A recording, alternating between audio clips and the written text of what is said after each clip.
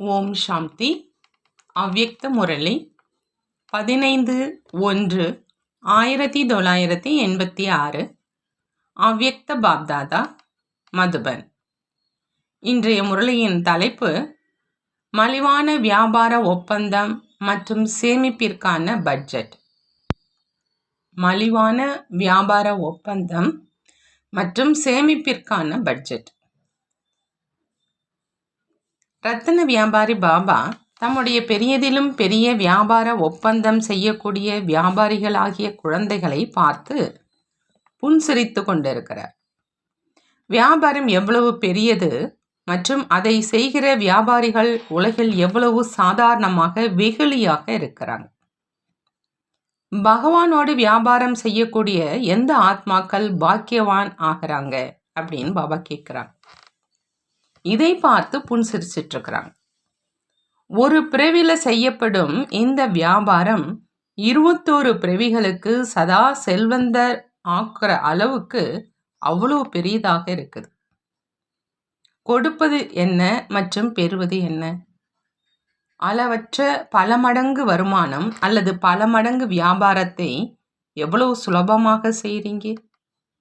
வியாபாரம் செய்வதற்கு உண்மையில ஒரு வினாடி தான் ஆகுது. மேலும் எவ்வளவு மலிவான வியாபாரம் செஞ்சீங்க. ஒரு வினாடியில மற்றும் ஒரு வார்த்தையில வியாபாரம் செஞ்சு முடிச்சிட்டீங்க. என்னுடைய பாபா அப்படின்னு மனதால் ஏத்துக்கிட்டீங்க. இந்த ஒரு வார்த்தை மூலம் இவ்வளவு பெரிய அளவற்ற கஜானாவுக்கான வியாபாரம் செஞ்சிடுறீங்க. மலிவான வியாபாரம் இல்லையா அப்படின்னு பாபா கேட்குறாங்க. கடின உழைப்பும் இல்லை, அதிக விலையும் இல்லை, நேரத்தை செலவழிக்கவும் தேவையில்லை. வேறு எந்த ஒரு எல்லைக்கு உட்பட்ட வியாபாரமும் செஞ்சா எவ்வளோ நேரம் செலவாகுது, கடினமாக உழைக்கவும் வேண்டி இருக்குது. மேலும் விலைவாசியும் நாளுக்கு நாள் கூடிக்கிட்டே போகுது. அதுவும் எதுவரை நடைபெறும்? ஒரு பிறவிக்கும் கூட கேரண்டி கிடையாது. ஆக இப்போ சிரேஷ்ட வியாபாரம் செஞ்சிட்டிங்களா அல்லது இப்போது செய்யலாமா அப்படின்னு யோசிச்சுட்டு இருக்கீங்களான்னு பாபா கேட்குறாங்க. பக்கா வியாபாரம் செஞ்சிட்டீங்க இல்லையா? பாப்தாதா தம்முடைய வியாபாரி குழந்தைகளை பார்த்துட்டு இருந்தாங்க. வியாபாரிகளினுடைய பட்டியல்ல யார் யார் புகழ் பெற்றவங்கன்னு பாபா கேட்கிறார். உலக மனிதர்களும் புகழ் பெற்றவர்களினுடைய பட்டியலை தயாரிக்கிறாங்க இல்லையா? விசேஷ டைரக்டரியும் தயார் செய்கிறாங்க. பாபாவினுடைய டைரக்டரியில் யார் யாருடைய பெயர்கள் இருக்குது? யார் மீது உலக மனிதர்களுடைய பார்வை செல்வது இல்லையோ அவங்க தான் பாபாவோட வியாபாரம் செஞ்சிருக்கிறாங்க மற்றும் பரமாத்மா கண்களின் நட்சத்திரங்களாக ஆகிட்டாங்க, கண்ணின் மணிகளாக ஆகிட்டாங்க. நம்பிக்கை இழந்த ஆத்மாக்களை விசேஷ ஆத்மாக்களாக ஆக்கிட்டாங்க. அந்த மாதிரி நஷா சதா இருக்குதான்னு பாபா கேட்குறாங்க. பரமாத்மா டைரக்டரினுடைய விசேஷ விஐபி நாம. அதனால தான் கள்ளம் கபடமற்றவர்களின் பகவான் அப்படின்னு பாடப்பட்டிருக்கிறாங்க. சாமர்த்தியசாலிகளும் இருக்கிறாங்க. ஆனால் கள்ளம் கபடமற்றவர்களைத்தான் அவங்களுக்கு பிடிச்சிருக்குது. உலகத்தின் வெளிப்புற சாமர்த்தியம் பாபாவுக்கு பிடிக்கல. அவங்களுக்கு கலியுகத்தில் ராஜ்யம், அங்கே அவ்வப்பொழுது லட்சாதிபதி, அவ்வப்போது ஒன்றுமில்லாதவர். ஆனால் நீங்கள் அனைவரும் சதா காலத்துக்கான பத்மாபதி, அதாவது பல கோடிக்கு அதிபதியாக ஆகிடுறீங்க. பயத்தினுடைய ராஜ்யம் இல்லை, பயமற்றதுன்னு பாபா சொல்கிறாங்க. இன்றைய உலகத்தில் செல்வமும் இருக்குது, பயமும் இருக்குது. எவ்வளவு செல்வம் இருக்குதோ அவ்வளோ பயத்திலே தான் சாப்பிட்றாங்க, பயத்திலே தான் தூங்குறாங்க. ஆனால் நீங்கள் கவலையற்ற மகாராஜாவாக ஆயிடுறீங்க, பயமற்றவர்களாக ஆகிடுறீங்க. பயம் அப்படிங்கிறது பூதம் அப்படின்னு சொல்லப்படுது. நீங்கள் அந்த பூதத்திடம் இருந்தும் விடுபட்டு இருக்கீங்க. பயம் உங்களுக்கு ஏதாவது இருக்குதா அப்படின்னு பாபா கேட்குறாங்க. எங்கே எனது என்பது இருக்குதோ அங்கே பயம் இருக்கும். மேரா பாபா, அதாவது என்னுடைய பாபா, ஒரு சிவபாபா மட்டுமே பயமற்றவராக ஆக்குபவர். அவரை தவிர வேறு எந்த ஒரு தங்கமானாக இருந்தாலும் அது எனது என்றால் பயம்தான். ஆகவே சோதிச்சு பாருங்க. எனது எனது என்ற சமஸ்காரம் பிராமண வாழ்க்கையில் எந்த ஒரு சூட்சம ரூபத்திலும் இருந்து விடவில்லையே. எப்படி வெள்ளி விழா பொன் விழா கொண்டாடிட்டு இருக்கீங்க இல்லையா? வெள்ளியாக இருந்தாலும் தங்கமாக இருந்தாலும் அதை நெருப்பில் இட்டு கலப்படத்தை நீக்கினால்தான் உண்மையானதாக ஆகும். உண்மையான வெள்ளி விழா உண்மையான பொன் விழா இல்லையா? ஆக விழாவை கொண்டாடுவதற்காக உண்மையான வெள்ளி உண்மையான தங்கமாகத்தான் வேணும். வெள்ளி விழா கொண்டாடுறவங்க வெள்ளிதான் என்பதில்லை. இதுவும் வருடங்களின் கணக்கின்படி வெள்ளி விழா அப்படின்னு சொல்றீங்க. ஆனா அனைவரும் பொன்யுகத்தினுடைய அதிகாரி, பொன்யுகத்தினர். ஆகவே சோதிச்சு பாருங்கன்னு பாபா சொல்றாங்க. உண்மையான தங்கமாக எதுவரை ஆகியிருக்கீங்க? வியாபாரமும் செஞ்சிருக்கீங்க, ஆனால் வந்ததை உடனே சாப்பிட்டுட்டீங்கள் என்ற அந்த மாதிரி இல்லையே. 20 தலைமுறைகளுக்கு சதா அனைத்தும் நிறைந்தவர்களாக இருக்கும் அளவு சேமிச்சிருக்கீங்களா? உங்கள் வம்சாவளியும் கூட மிக பெரும் செல்வந்தர்களாக இருக்கணும். 21 பிறவிகள் மட்டுமில்லை, ஆனால் துவாபர யுகத்திலும் கூட பக்த ஆத்மாக்களாக இருக்கிற காரணத்தினால எந்த ஒரு குறைவும் இருக்காது. அவ்வளவு செல்வம் துவாபர யுகத்திலும் இருக்கும். அதை கொண்டு தான புண்ணியம் நன்கு செய்ய முடியும். கலியுகத்தின் கடைசியிலும் பாருங்க, கடைசி பிறவிலும் கூட பிச்சைக்காரர்களாக ஆகவில்லைதானே? இந்த சமயத்தினுடைய வருமானம் அல்லது வியாபாரம் முழு கல்பத்திலும் உங்களை பிச்சைக்காரராக ஆக்கிவிடாது. அவ்வளவு சேர்த்து வச்சிருக்கீங்க. கடைசி பிறவிலும் கூட பருப்பு ரொட்டி சாப்பிட்றீங்க. இவ்வளவு சேமிப்பினுடைய கணக்கு வச்சிருக்கீங்களா? பட்ஜெட் தயாரிப்பதற்கு வருதா? சேமிப்பதில் சாமர்த்தியசாலிகள் தான் இல்லையா அப்படின்னு பாபா கேட்குறாங்க. இல்லை அப்படின்னா 21 பிறவிகளுக்கு என்ன செய்வீங்க? வருமானம் சம்பாதிப்பவர்களாக ஆவீங்களா அல்லது ராஜ்ய அதிகாரி ஆகி ராஜ்யம் செய்வீங்களான்னு கேட்குறாங்க. ராயல் குடும்பத்துக்கு சம்பாதிப்பதற்கான அவசியம் இருக்காது. பிரஜைகள் சம்பாதிக்க வேண்டியது இருக்கும், அதிலும் நம்பர் இருக்குது. பணக்கார பிரஜை மற்றும் சாதாரண பிரஜை, ஏழையும் இருக்கவே மாட்டாங்க. ஆனால் ராயல் குடும்பம் புருஷார்த்தத்தினுடைய பிராலப்தமாக ராஜ்யத்தை அடைவாங்க. பல பிறவிகளாக ராயல் குடும்பத்தினுடைய அதிகாரி ஆகிறாங்க. ராஜ்ய சிம்மாசனத்தினுடைய அதிகாரி ஒவ்வொரு ஜென்மத்திலும் ஆகிறதில்லை. ஆனால் ராயல் குடும்பத்தின் அதிகாரத்தை பல பிறவிகளுக்கு அடைகிறாங்க. ஆக என்னவாக ஆவீங்க? இப்போ பட்ஜெட்டை உருவாக்குங்க.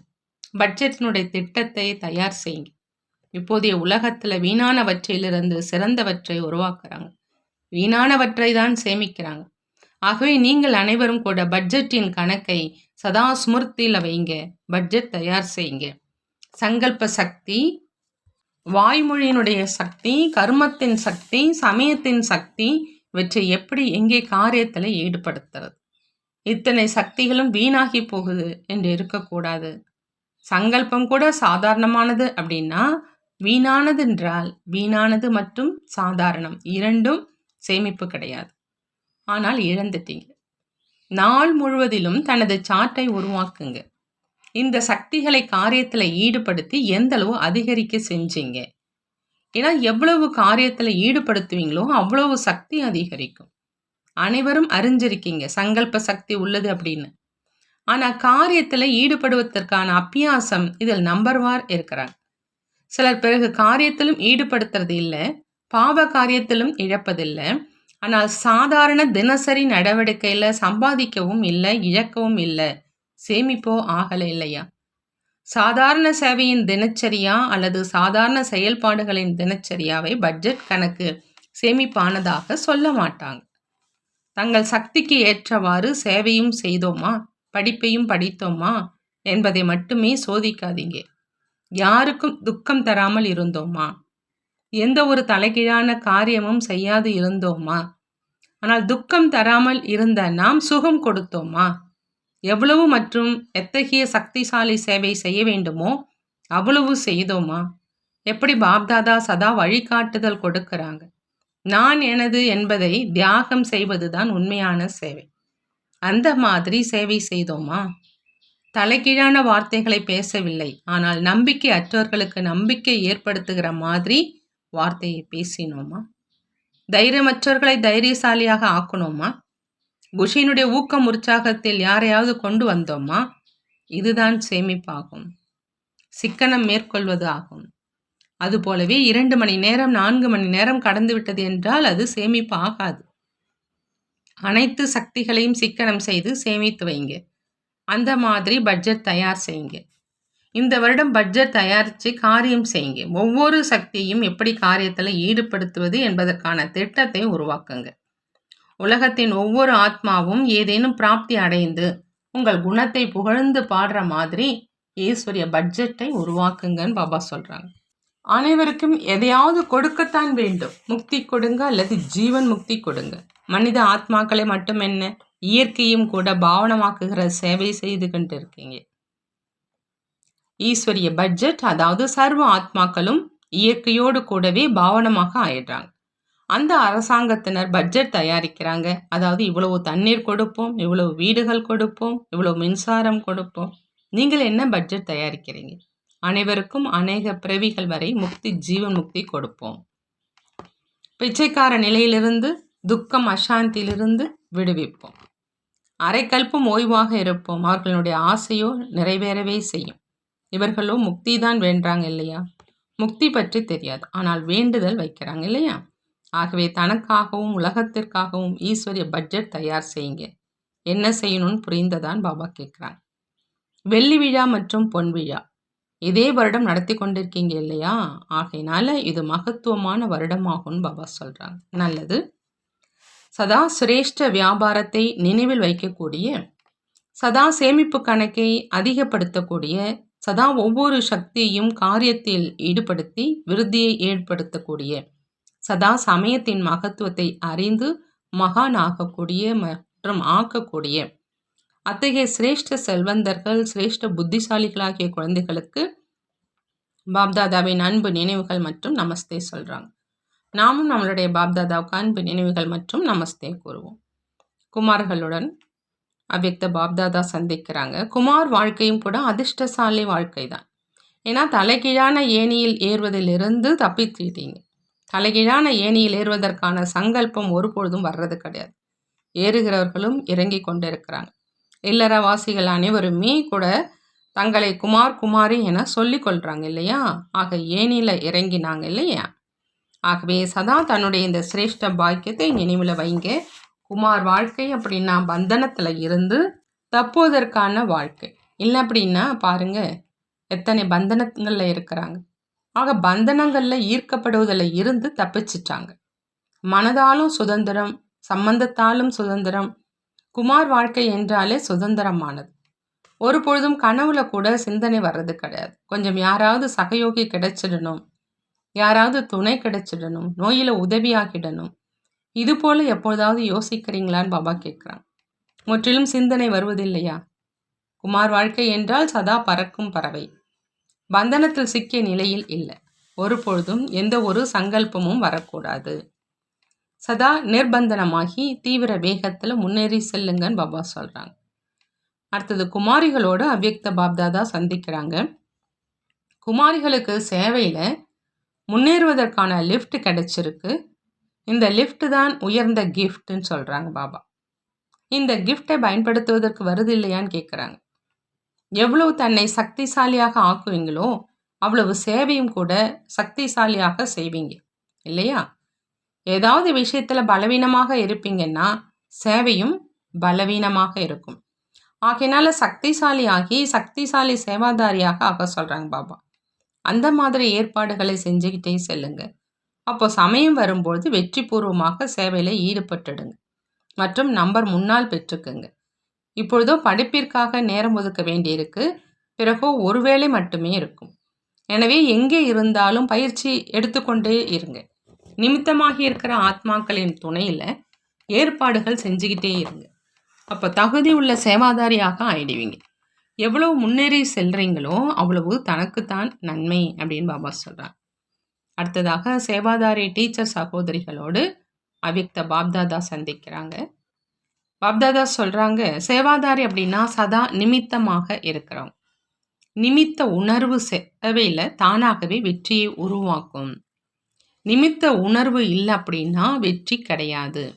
சதா பாபாவுடையவர்களாக இருந்தீங்க, பாபாவுடையவர்களாக இருக்கீங்க, இனியும் பாபாவுடையவர்களாகவே இருப்பீங்க. அந்த மாதிரி உறுதிமொழி எடுத்துக்கொண்டிருக்கீங்க இல்லையான்னு பாபா கேட்குறாங்க. சேவாதாரி அப்படின்னா ஒவ்வொரு அடியும் பாபாவுடைய அடி மீது வைக்கிறவங்க. இதைத்தான் தந்தையை பின்பற்றுவது அப்படின்னு சொல்கிறது. நீங்கள் ஒவ்வொரு அடியிலும் சிரேஷ்ட வழிப்படி சிரேஷ்டமாக ஆக்குகிற சேவாதாரிகள் தான் இல்லையான்னு கேட்குறாங்க. சேவையில் வெற்றி பெறுவது தான் சேவாதாரியின் சிரேஷ்ட லட்சியம். சேவையில் வெற்றி பெறுவது தான் சேவாதாரியின் சிரேஷ்ட லட்சியம். ஆக அனைவரும் சிரேஷ்ட லட்சியம் வைப்பவர்கள் தான் இல்லையான்னு கேட்குறாங்க. எவ்வளவு சேவையில் மற்றும் சுயத்தில் வீணானவை முடிஞ்சு போயிருக்குதோ அவ்வளவுதான் சுயம் மற்றும் சேவை சக்திசாலியாக ஆகுது. ஆகையினால வீணானவற்றை முடிச்சிட்டு சதா சக்திசாலியாக ஆகணும். இதுதான் சேவாதாரிகளினுடைய சிறப்பு. எவ்வளவு சுயம் நிமித்தமாகி இருக்கும் ஆத்மாக்கள் சக்திசாலியாக இருப்பாங்களோ அவ்வளவு சேவையும் கூட சக்திசாலியாக இருக்கும். சேவாதாரி என்பதனுடைய அர்த்தமே சேவையில் சதா ஊக்கம் உற்சாகத்தை கொண்டு வருவது. சுயம் ஊக்கம் உற்சாகத்தில் இருக்கிறவங்க மற்றவங்களுக்கு ஊக்கம் உற்சாகம் கொடுக்க முடியும். ஆகையினால சதா பிரத்யட்ச ரூபத்தில் ஊக்கம் உற்சாகம் தென்படும். நான் உள்ளேயே இருக்கிறேன், ஆனால் வெளிப்புறத்தில் காணப்படலை என்ற அந்த மாதிரி இல்லை. குப்த புருஷார்த்தம் என்பது வேறு பொருள். ஆனால் ஊக்கம் உற்சாகம் மறைந்திருக்க முடியாது. முகத்தின் மீது சதா ஊக்கம் உற்சாகத்தினுடைய பொலிவு தானாகவே தென்படும். சொன்னாலும் சரி சொல்லாட்டினாலும் சரி முகமே பேசும், முகத்தினுடைய ஜொலிப்பு பேசும். அந்த மாதிரி சேவாதாரி தானே பாபா கேட்குறாங்க. சேவைக்கான பொன்னான வாய்ப்பு, இதுவும் சிரேஷ்ட பாக்கியத்தினுடைய அடையாளம்னு சொல்கிறாங்க பாபா. சேவாதாரி ஆவதற்கான பாக்கியமும் கிடைச்சிருச்சு. இந்த பாக்கியத்தையும் உருவாக்கணும். மற்றும் இப்பொழுது நாம் சேவாதாரி நம்பர் 1 அல்லது நம்பர் 2 அப்படிங்கிறத பார்க்கணும். ஒரு பாக்கியம் மட்டுமன்று, ஆனால் பாக்கியத்தின் மேல் பாக்கியம் பிராப்தி ஆகுது. எவ்வளோ பாக்கியத்தை அடைய செய்து கொண்டே செல்றீங்களோ அவ்வளோ நம்பர் தானாகவே முன்னால் அதிகரிச்சுட்டே செல்லும். இதைத்தான் பத்மாபதம் பாக்கியவான் அப்படின்னு சொல்கிறது.